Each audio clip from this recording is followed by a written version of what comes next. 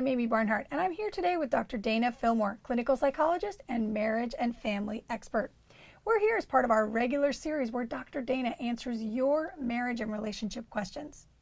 If you'd like your question answered, please enter it in the comment box below. Welcome, Dr. Dana. Hi.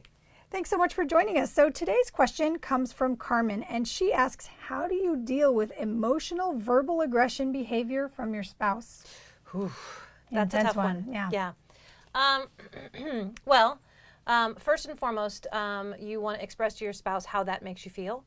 In I statements, you want to let him know it scares me. It makes me step away from you. It hurts me. It makes us scared for our future. Really let them know how it affects you and how it affects the marriage. Secondly, you might try educating them about anger being a secondary emotion for fear or pain. Carmen, so she's talking about her husband.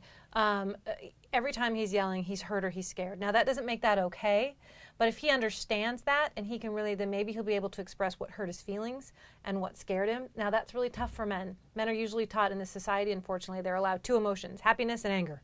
Those are the two acceptable male emotions, unfortunately.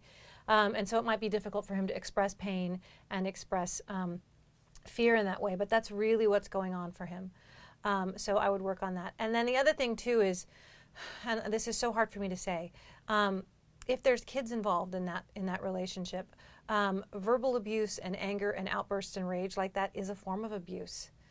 It's terrifying for children. It's also teaching them, if they're daughters, that that's okay, and that they can do that to others, and that they can marry someone like that, and if they're sons, that that's what they should be doing and can be doing to their spouse.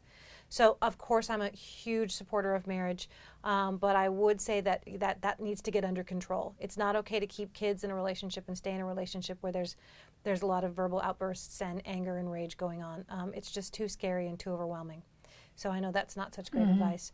I would look into, of course, our system and what we have to offer, and see if making all of those changes what he's hurt and scared about. Maybe that would make a difference in all the things that are making him unhappy. And after that, I would get a third party involved. I would definitely get a third party involved to help either in his own individual therapy to help him figure out where those old wounds come from. A lot of this stuff is old childhood stuff that's got nothing to do with her. Things that happened from his father, things that happened, maybe he was bullied in school. I can think of 1,000 reasons why he might act like this. And he needs to get in touch with what those are and really find out where that hurt and fear is coming from so he can get control of it and it won't control him anymore. Right. So. And how can she work on her boundaries? Yeah, it takes two people to have a fight, right?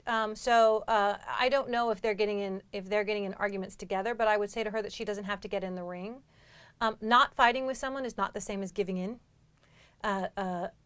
Saying to him, I'm not going to go here with you, I'm not going to fight with you, is not the same thing as saying you're right or you get your way.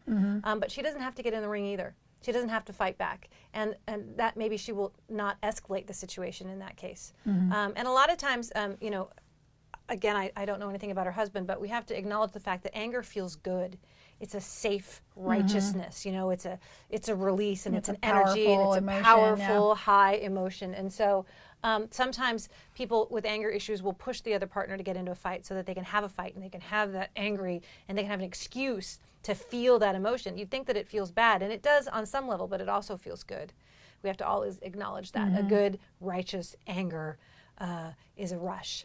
So her not giving him that, her not getting in that ring, her not getting to the fight may help quite a bit in lessening that situation. But at the same time, I also don't want her to own her responsibility in that. Right. That oftentimes partners will say to them, I wouldn't have yelled at you if you had just done this. Right. That's the age old, I wouldn't have had to hit you if you'd cooked the meatloaf right. Right. Yeah, it kind of, it's a little creepy there. But that I don't want her to own his anger either. I want him to take responsibility for that and really learn how to control it. And it is a learned skill, and it is something that he can get a hold of, but he's probably going to have to do some work outside of the marriage. Right. Excellent. Thank you very much for your help today. Sure. If you'd like your question answered, please enter it in the comment box below. And if you haven't already, please sign up on our website to get more free marriage advice from Dr. Dana. Thanks so much for watching.